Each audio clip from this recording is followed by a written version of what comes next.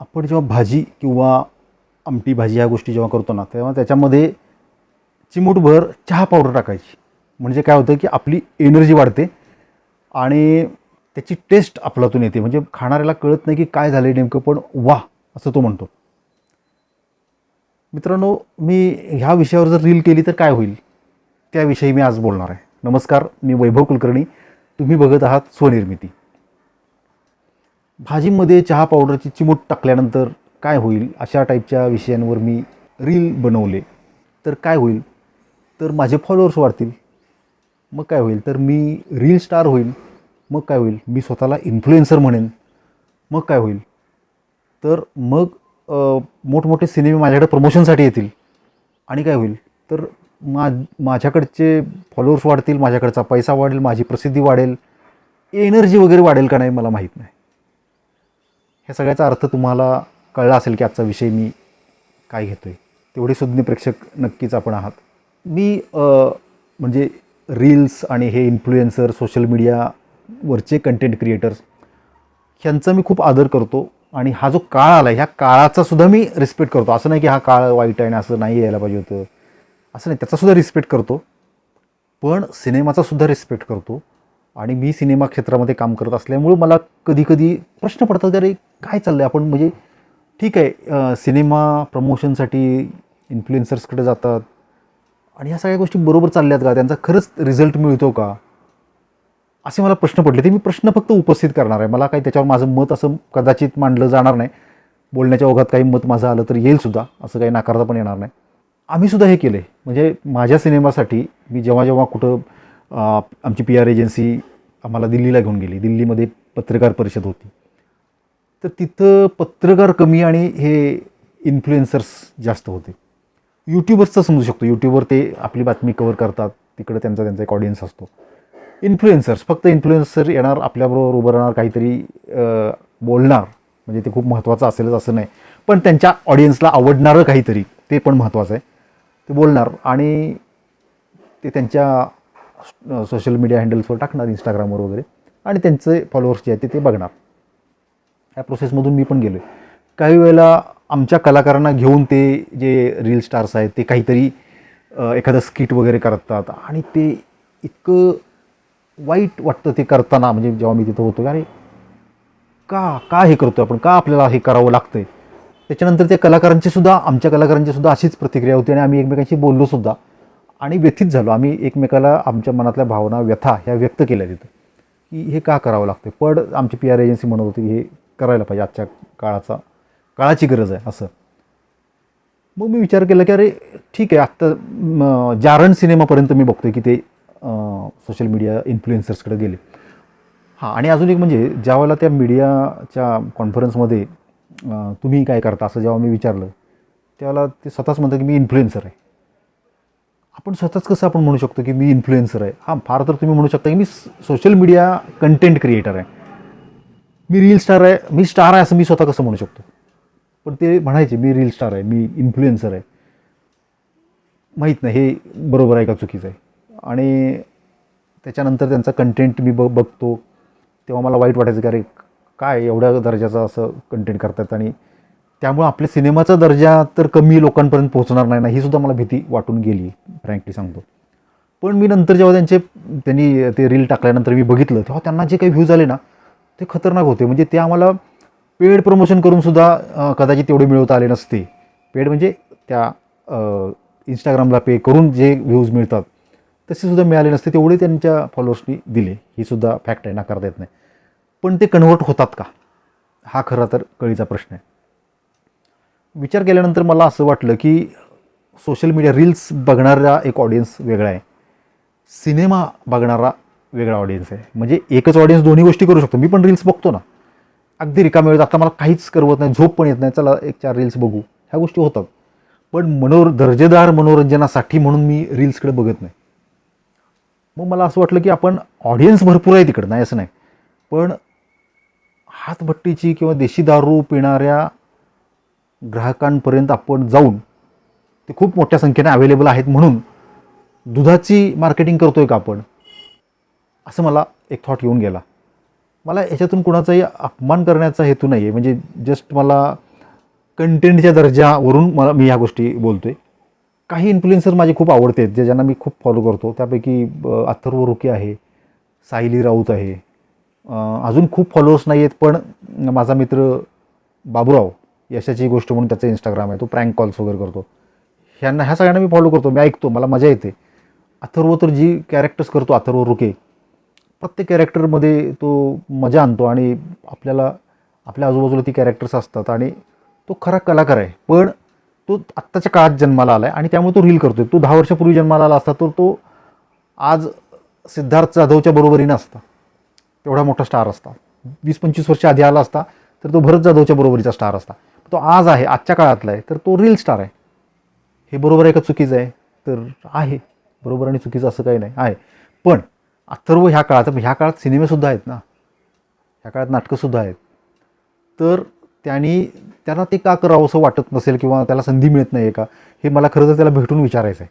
बघूया कधी योग येतो आहे. पण हे एक प्रश्नचिन्ह अनुत्तरित आहे. हे मी कुठलंही माझं मत सांगत नाही, जस्ट मला पडलेले प्रश्न आणि मला जे आलेले विचार आहेत. हे बघा, आपण सगळेच जण खूप स्फोटक विचार करत असतो मनात, बोलताना खूप सेन्सॉर लावून बोलत असतो. हे सगळ्यांना आपल्याला मान्य असायला पाहिजे. तर त्यामुळे मी असं का बोललो तसं का बोललो असा विचार करून, हे फक्त माझ्या मनातले विचार मित्रत्वाच्या नात्यानं तुमच्यासमोर ठेवतो. मला हे माझं फायनल स्टेटमेंट आहे असं काही नाही आहे. हे मी अजून त्याच्यावर विचार करतोच आहे. बदलत्या काळाचा जसा विचार केला पाहिजे एक कलाकार म्हणून किंवा कुठल्याही व्यवसायातला माणूस म्हणून, तर तो मी सतत करत असतो. सतत अपडेट राहण्याचा प्रयत्न करत असतो आणि त्या प्रक्रियेचा हा भाग म्हणून मी ह्या गोष्टीकडे बघतो की सिनेमासारख्या दर्जेदार, म्हणजे सिनेमा आणि नाटक हे मनोरंजनाचा दर्जेदार प्रकार असं आपण ढोबळमानानं मानतो. कारण त्याच्यात खर्च पण आपण खूप करतो. एक सिनेमा बनवायला करोडमध्ये खर्च येतो आणि करोडोमध्ये खर्च करून बनवलेला सिनेमा प्रमोट करायला मोबाईलवर शूट केलेल्या व्हिडिओमध्ये आपल्याला जायला लागतं, रील्सवाल्यांकडे जायला लागतं आणि हे करून त्याचा रिझल्ट मिळतो का ह्याच्याबद्दल माझ्या मनात प्रश्नचिन्ह आहे. तर आपल्याला हे कोण करायला भाग पडतं आणि हे खरंच गरजेचं आहे का? मुळात हे मनोरंजन आपल्या भारतामधलं जे काही असं संपन्न किंवा दर्जेदार मनोरंजन होतं त्याच्यावरचा हा अटॅक आहे का? का आत्ता खूप स्वस्त असल्यामुळे, म्हणजे मोबाईलवर शूट करायला किती खर्च असतो? 0. हा 0 खर्च असल्यामुळं खूप कंटेंट येतो आहे आणि म्हणून आपल्याला तो बघावा लागतो असं होतं आहे का? कालांतरानं कदाचित कचरा निघून जाईल, खूप दर्जेदार कंटेंट त्याच्यावरसुद्धा उरेल, अशी एक भाबडी आशा ठेवायला हरकत नाही आहे का? असे सुद्धा मला प्रश्न पडतात. आणि जर करोड रुपये खर्च करून सिनेमा बघायला जर लोक सिनेमागृहात येणार नसतील आणि ते बसल्या पडल्या जर रील्सच बघत असतील, तर मग आपण रील्सच करावेत का? असाही थॉट येतो. हा चुकीचा नाही, म्हणजे मी सार्कॅस्टिकली बोलत नाही आहे. खरोखर असं जर ऑडियन्सला पाहिजे असेल तर आपण त्या पद्धतीनं त्यांना दिलं पाहिजे, त्या मताचा मी आहे. आणि हे येऊ घातलेलं सुद्धा आहे असं मला दिसतंय. म्हणजे मी मध्ये कोरियन सिरीज बघितली, 2-2 मिनिटाचे एपिसोड्स. चायनामध्ये ऑलरेडी ते सुरू आहे, हिंदीमध्ये पण काही चॅनल्सनी ते सुरू केलेलं आहे. 1.5 ते 2 मिनिटाचा एपिसोड अख्खा व्हर्टिकल उभं, जसं रीलच्या लँग्वेजमध्ये. म्हणजे लोकांनी ऑलरेडी रीलच्या भाषेमध्ये लोकांना दर्जेदार कंटेंट देण्याची सुरुवात केलेली आहे. माझं म्हणून चाललं की मला पण त्याच्यामध्ये घुसावं लागेल का? मला पण ते करावं लागणार आहे का? मी करतो. लोकांना शेवटी आपण करोड रुपये खर्च केलेत म्हणजे लोकांनी ते बघायलाच पाहिजे अशी काही सक्ती करू शकत नाही. लोकांना जे आवडतं ते बघणार. मग जशी मागणी आहे त्या पद्धतीनंच आपलं एक्सप्रेशन त्या मागणीमध्ये रॅप करून आपण पुरवू शकतो का? ह्या विषयासंदर्भात काही गोष्टी मात्र थोड्याशा दुर्दैवी म्हणता येतील अशा पद्धतीने घडत आहेत. जसं की काही व्यावसायिक सिनेमा करते फॉलोअर्स बघून कास्टिंग करतात किंवा लोकांची निवड करतात की ह्याला फॉलोअर्स किती आहेत. हा जर ट्रेंड येऊ घातला ना तर तो मात्र 100% घातक आहे, ह्याच्याबद्दल काही शंका नाही. फॉलोअर्स हा काही क्रायटेरिया असू शकतो का? चांगले कलाकार किती चांगला हा निकष असला पाहिजे आणि तो जर नसेल आणि नंबर ऑफ फॉलोअर्स हा जर निकष असेल तर तो निश्चितपणे मनोरंजन विश्वासाठी घातक आहे असं मला वाटतं. आपण बघितलं काही दिग्दर्शकांनी तर फॉलोअर्सचे आकडे बघून ह्या रील स्टार्सना घेऊन सिनेमे केले की चला हा सगळा ऑडियन्स तिकडं कन्वर्ट होईल, पण ते झालं नाही. जसं मी म्हणालो हे कन्वर्ट होतं आहे का ह्याच्यावर विचार केला पाहिजे. कारण सिनेमाचा ऑडियन्स वेगळा आहे, त्यांना सिनेमाच बघायला आवडतो आणि रीलचा ऑडियन्स जो हार्डकोअर ऑडियन्स आहे तो कदाचित सिनेमा बघणार पण नाही, त्याला तिथल्या बसल्या बसल्या रील्स, रिकामा वेळ मिळाला की रील्स, असा तो ऑडियन्स आहे. तो आवर्जून जाऊन सिनेमा बघेल असं नाही. आणि हे प्रयत्न फसले की इन्फ्लुएन्सर्सना घेऊन, ज्याचे खूप फॉलोअर्स आहेत त्यांना घेऊन सिनेमा बनवणे, त्याच्यानंतर तो नाही चालला. आणि हे अत्यंत अपेक्षित होतं, कारण ह्या रील कलाकारांना, लोकांना रील्समध्येच बघणं आवडतं. ते तिथं खरं बोलत असतात आणि सिनेमाच्या पडद्यावरून लिहून दिले डायलॉग्स, जे त्यांचं रिअल कॅरेक्टर्स नाही आहे, ते बघायला लोकांना का आवडेल? त्यांना नाही आवडलं आणि लोकांनी त्यांना नाकारलं. हे रील खरोखरच्या रील स्टार बाबत पण आहेच. आणि आता आता विषयाला धरून म्हणून बोलतो की काही वेळा असं पण होतं की, चला नाव घेऊनच सांगतो की सैराटमधले कलाकार रिंकू आणि आकाश, त्यांचं पुढं काही फार चांगलं झालं, जेवढी त्यांना पॉप्युलरिटी मिळाली, ऐतिहासिक प्रसिद्धी मिळाली. म्हणजे ट्रकच्या मागं वगैरे सुद्धा ते रिंकूचे जे मडगार्ड्स असतात त्याच्यावर रिंकूचे फोटो वगैरे छापले गेले. हे खूप अभावानं अशा गोष्टी घडतात.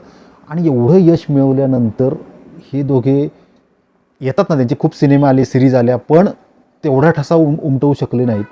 ह्याचं कारण पण तेच आहे की ते कलाकार म्हणून आले नाहीत.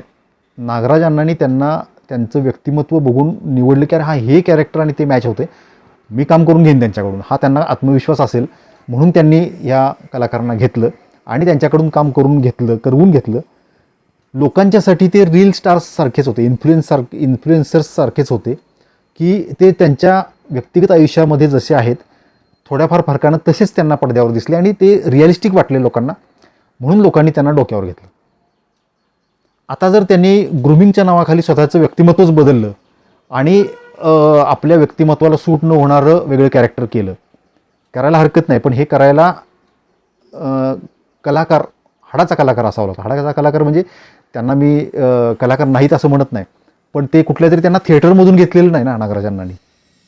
त्यांच्या बघण्यात कुठंतरी आले आणि त्यांनी ते करू शकतील असा विश्वास वाटल्यानं त्यांनी घेतला. आणि ते नागराज मंजुळे आहेत, ते कुणा दगडाला सुद्धा अभिनय करायला लावू शकतील आणि त्यांच्याकडे काम करून घेऊ शकतील, ही ताकद आहे त्यांच्यामध्ये. पण ते कलाकार इतरांच्या हातामध्ये गेल्यानंतर ते त्या कॅरेक्टरला, त्या नवीन सिनेमातल्या न्याय देऊ शकतील का? नाही देऊ शकणार. आणि ते तसंच सिद्ध झालं. ह्या सगळ्या गोष्टींवर विचार करण्याची गरज आहे. प्रेक्षक म्हणून ठीक आहे, तुम्ही जे आवडेल ते बघता, नाही आवडत ते सोडून देता, पण सिनेमाकर्त्यांनी ह्या गोष्टीवर विचार केलाच पाहिजे. हे सगळं आपल्यासमोर मांडतोय कारण जसे हे माझे विचार आहेत, हे कदाचित काही लोकांचं, प्रत्येक फिल्म मेकरचं, कलाकारांचं, प्रेक्षकांचं ह्याच्यावर कुठं ना कुठंतरी मनन सुरू असेल. त्याला हे माझे विचार उपयोगी पडतील किंवा माझं काही चुकत असेल तर तुमच्याकडनं मला कमेंटमध्ये कळेल, म्हणून मी हा व्हिडिओ करतो. त्यामुळं तुमचे ह्याच्याबद्दलचे काय विचार आहेत ना, हे मला कमेंटमध्ये सांगा, आवर्जून सांगा. हे फक्त माझ्या कमेंट्स वाढाव्यात, त्याचं अल्गोरिदमला कमेंट्स आवडतात आणि ते म्हणून मी नाही सांगत, जसं सगळे लोक सांगतात की कमेंटमध्ये मला हे सांगा ते सांगा, असं नाही आहे. मला खरोखर ह्या विषयावर चर्चा करायची. तुमच्या कमेंट्स मला अपेक्षित आहेत की सांगा की हा काय काळ येऊ घातला आणि ह्याच्यामध्ये आपण काय कसं वागलं पाहिजे. म्हणजे काळाच्या ओघात हे नंतर निघून जाईल आणि परत दर्जेदार कलाकृती टिकून राहतील का नाही, ते सगळं बंद करून तुम्हाला ह्याच्यामध्ये शिरावं लागेल. हा जो प्रश्न आहे, ह्याच्यावरची तुमच्या मनातली काय उत्तर आहेत ना, ती मला ऐकायला आवडणार आहे. नक्की कमेंट बॉक्समध्ये लिहा. पटलं असेल तर लाईक करा, शेअर करा आणि सबस्क्राईब केलं नसेल तर चॅनल सबस्क्राईब करा. धन्यवाद.